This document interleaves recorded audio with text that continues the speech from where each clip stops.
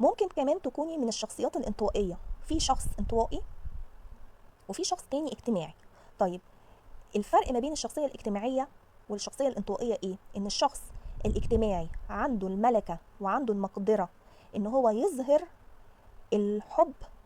لا، ما بيظهرش الحب، هو يظهر الود لكل الناس، يتعامل معاكي ويظهر لك الود بطريقه يحسسك ان يعني انت في الحته الشمال عندها.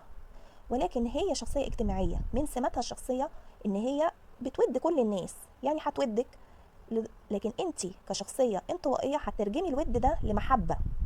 فلما تلاقي الشخصيه الودوده دي بتودك مره، هتيجي شخصيه تانية تودها وتهتمي بيها وتسيبك شويه ما تهتمش بيكي، لان هي اديتك بقى مساحتك من الاهتمام. في غيرك عاوز برضو مساحه من الاهتمام والود، فانت بتزعلي وبتنصدمي وتحسي ان الشخصيه اللي قدامك اتغيرت عليكي. لا، هي اختلاف طباع.